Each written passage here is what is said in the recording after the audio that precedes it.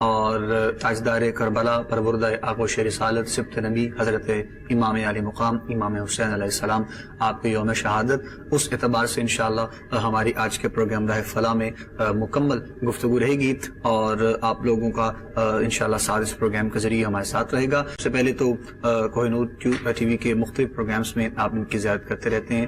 محترم صاحبزادہ professor doctor محمد علی کریمی صاحب ہمارے ساتھ موجود ہیں۔ کریمی صاحب آپ کو خوش آمدید کہتے ہیں۔ اپنی گفتگو کا آغاز کریں گے صاحبزادہ پروفیسر محمد علی کریمی صاحب سے۔ کریمی صاحب، میں چاہوں گا سب سے پہلے حضرت امام علی مقام امام حسین علیہ السلام فلسفہ شہادت جو ہے اس پر آپ تھوڑی روشنی ڈالیں، پھر اس کے بعد انشاءاللہ مزید ہم پروگرام کو آگے لے کر چلیں۔ بسم اللہ الرحمن الرحیم۔ قتل حسین اصل میں مرگ یزید ہے، اسلام زندہ ہوتا ہے ہر کربلا کے بعد۔ اللہ تعالیٰ نے اس دنیا کے بعد اگلی دنیا کے اندر اگلی زندگی میں اہل ایمان کو ابدی نعمتوں کی نوید سنائی ہے۔ شہید جب منصب شہادت پہ فائز ہوتا ہے وہ ناکام نہیں بلکہ کامیابیوں کی اعلیٰ ترین منازل پہ فائز ہو جاتا ہے۔ شہادت کے 3 درجے ہیں۔ پہلا درجہ شوق شہادت ہے، دوسرا درجہ ذوق ملاقات ہے، اور تیسرا درجہ دائمی تسکین کا ہے۔ اللہ تعالیٰ قرآن مجید فرقان حمید کے اندر جس وقت اپنی راہ میں جان دینے والے لوگوں کا ذکر کرتا ہے تو فرمایا لا تقولوا لمن یقتل فی سبیل اللہ اموات۔ اللہ فرماتا ہے وہ لوگ جنہوں نے میری راہ میں جان دی کوئی ان کو مردہ نہ کہے، بل احیا، بلکہ وہ زندہ ہیں، ولکن لا تشعرون، لیکن تمہیں ان کا شعور نہیں۔ اس کا مطلب اللہ تعالیٰ نے اس فانی زندگی کے بعد شہید کو جو زندگی دوسری عطا کی وہ ہمارے شعور ادراک کی کیفیات سے بھی بالا تر ہے، اور اللہ رب العزت ان کو وہ عظمتیں عطا فرماتا ہے، وہ رفتیں عطا فرماتا ہے جو ہماری سوچ سے بھی بالا تر ہیں۔ بلکہ خالق کائنات نے تو یہاں تک ارشاد فرمایا وَلَا تَحْسَبَنَّ الَّذِينَ قُتِلُوا فِي سَبِيلِ اللَّهِ أَمْوَاتًا، کوئی ان کو مردہ گمان بھی نہ کرے، بل احیا، بلکہ وہ زندہ ہیں، عند ربہم یرزقون، ان کو رب کی بارگاہ سے رزق بھی دیا جاتا ہے، فرحین بما آتاہم اللہ من فضلہ، اللہ اپنے فضل سے جو کچھ ان کو دے رہا ہے وہ اس پہ خوشیاں بھی منا رہے ہیں۔ سبحان اللہ، فرحتوں کا سامان ہے، باری تعالیٰ کی طرف سے رحمتیں ہی رحمتیں ہیں۔ تو میں نے عرض کیا اس کے 3 درجے ہیں۔ پہلا درجہ میں آپ کے سامنے ڈیفائن کروں گا، وہ ہے انسان کے دل کے اندر شہادت کا شوق ہو، تمنا ہو۔ اصل میں شہید کہتے ہی اسے ہیں جو اپنے دل کے اندر شہادت کی تمنا رکھے، اور جوہر شہادت ملتا ہی اسے ہے جو باری تعالیٰ کے ان تمام کے تمام عظیم مرتبوں کو حاصل کرنے کا اپنے دل میں خیال رکھے، ارادہ رکھے، رب قدوس کی بارگاہ سے یہ نعمتیں حاصل کرنے کے لیے اپنے دل میں خواہش رکھے۔ اب اللہ تعالیٰ نے قرآن مجید فرقان حمید کے 2 مقام جو میں نے پڑھے، اس میں اللہ تعالیٰ نے یہ ارشاد فرمایا لمن یقتل فی سبیل اللہ، قتلوا فی سبیل اللہ امواتا، یہ نہیں کہا لمن یشہد فی سبیل اللہ، یا قتلوا کی جگہ شہیدوا فی سبیل اللہ، یہاں اللہ تعالیٰ نے مقتول فی سبیل اللہ کہا۔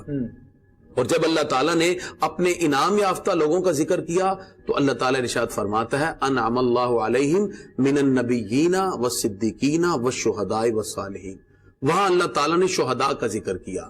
اس کی وجہ یہ ہے کہ شہید کا معنی اگرچہ اپنے دامن میں عموم رکھتا ہے، لیکن اللہ تعالیٰ نے شہادت کا جوہر جس کے لیے مقدر کر دیا اس کو مقتول فی سبیل اللہ ہونے کی شرط سے مبرہ کر دیا۔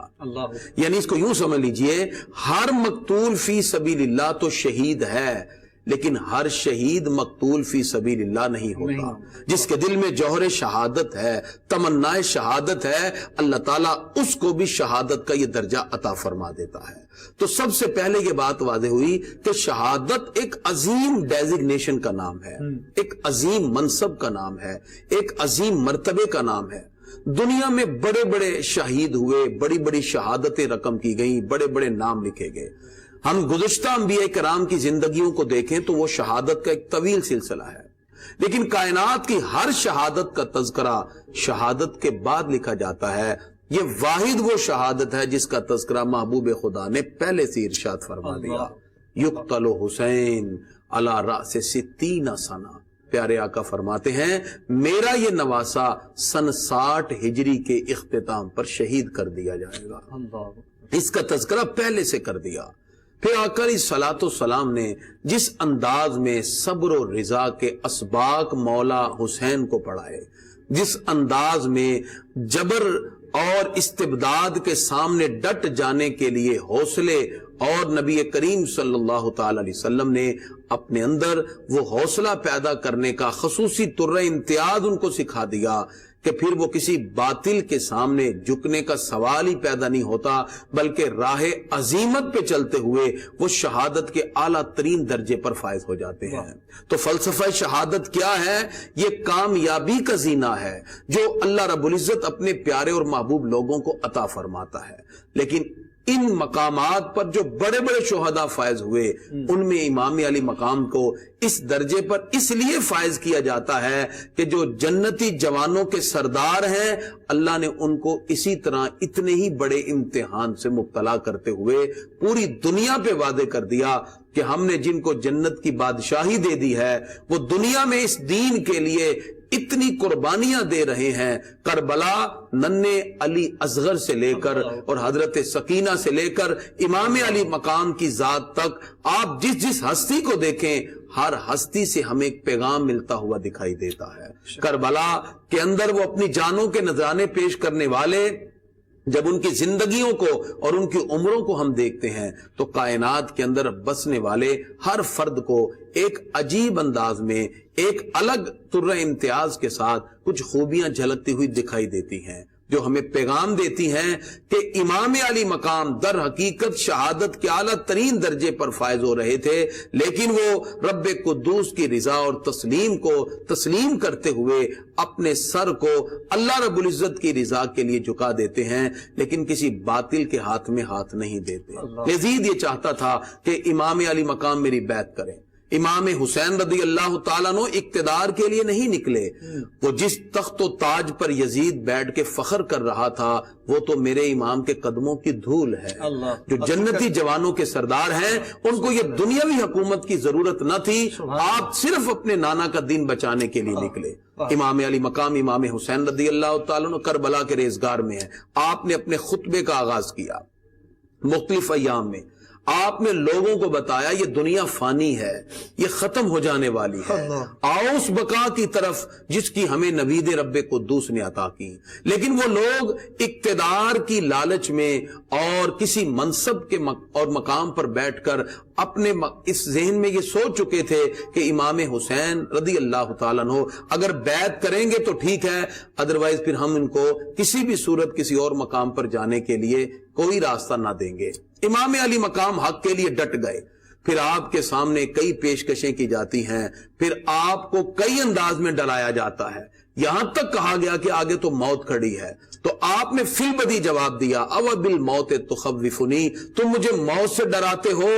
इन उक्तल लम उलम इन इश्तो लम अंदम, आप फरमाते हैं अगर मैं जिंदा रहा तो मुझे अपनी जिंदगी पे नदामत ना होगी, अगर मुझे शहीद किया गया तो रब्बे काबा की कसम मुझे तकलीफ ना होगी, इसलिए कि मैं तो अपने रब की रिजा के लिए इस करबला के रेजगार में आया। तो ये आपने खूबसूरत अंदाज में गुफ्तगू की और फिर इमाम अली मकाम उस हक के लिए डट जाते हैं। सब्र और इस्तिकामत का कोहे हमालिया बनते हुए आपने बातिल की आंख में आंख डाल के बात की। फिर बच्चों के साथ आजमाया जाता है, फिर आपको तरह तरह तरीके के साथ, लेकिन इमाम अली मकाम के पाए इस्तिकलाल के अंदर लग़ज़िश जर्रा भर बिनाई, और ये कैसे आ सकती थी जिनको ये सारे का सारा सबक इमाम अली मकाम को हजरत मौला कायनात भी पढ़ा रहे हैं, इमामुल अंबिया अलैहि सलाम भी जिनकी तरबियत कर रहे हैं, जो राकिबे दोशे मुस्तफा हैं, जो आकाए दो जहां सल्लल्लाहु ताला अलैहि वसल्लम की पुश्त पर सवार हो जाएं तो मेरे आका उनके लिए अपने सजदे को तवील कर देते हैं। जिस बच्चे के लिए आका अलैहिस्सलातु वस्सलाम अपनी मोहब्बतों के ये सारे नजराने पेश कर रहे थे, आका अलैहिस्सलातु वस्सलाम अपने सीनों से चिमटा लेते, महबूब खुदा इन दोनों बच्चों को अपने सीने के साथ चिमटा लेते, सूंघते اور یوں کہتے کہ یہ دونوں میرے پھول ہیں، اور دعا کرتے یا اللہ جو ان سے محبت کرے تو بھی ان سے محبت فرما، یا اللہ میں بھی ان سے محبت کرتا ہوں۔ تو امام علی مقام امام حسین رضی اللہ تعالیٰ عنہ کو جرت اور بہادری کے یہ سارے کے سارے لیکچر آقا علیہ الصلوۃ والسلام نے پڑھائے، یہ سارے اسباق آپ نے حاصل کیے۔ تو کربلا کے ریزگار میں پھر آپ باطل کے سامنے ڈٹ گئے اور آپ نے فرمایا یزید فاسق و فاجر ہے اور میں کسی فاسق و فاجر حاکم کی بیعت نہیں کر سکتا۔ آپ سے کہا گیا پھر آپ شہید ہونے کے لیے تیار ہو جائیں، مقصود یہ تھا کہ آپ شاید ڈر جائیں گے، تو آپ نے کہا کہ ہم ڈرنے والے نہیں، اہل بیت کی شان یہ ہے وہ باطل کی آنکھوں میں آنکھیں ڈال کر جیتے تو ہیں لیکن اپنا سر کبھی کسی بھی اعتبار سے جھکنے نہیں دیتے۔ اس لیے امام علی مقام امام حسین رضی اللہ تعالیٰ عنہ آپ اس ہستی کے اعتبار سے، آپ کی ذات کے اعتبار سے، آپ کے عمل کے اعتبار سے اگر ہم آپ کی ذات کا انالیسس کریں، آپ کی ہستی کا انالیسس کریں تو ہمیں یہ بات نظر آتی ہے کہ آپ جرت، بہادری اور استقامت کا کوہ ہمالیہ بنتے ہوئے پوری دنیا کے لیے ایک صبر کی علامت بن جاتے ہیں۔ اسلام جس انداز سے مکہ شریف سے مدینہ شریف ہوتے ہوئے کربلا کے ریزگار تک پہنچا، اور پھر ہمیں اسلام آج بھی یہی متنبہ کر رہا ہے کہ اے مسلمانوں، اس اسلام کی عظمت کے لیے جوان سالہ اور ننھے ننھے بچوں نے اپنی جانوں کے نذرانے پیش کیے۔ آؤ اسلام کی ان باتوں کو اپنائیے، نبی کریم صلی اللہ تعالی علیہ وسلم کے نواسے کی اس قربانی اور اس شہادت کو یاد کرتے ہوئے ہم سب عزم سمیم کریں۔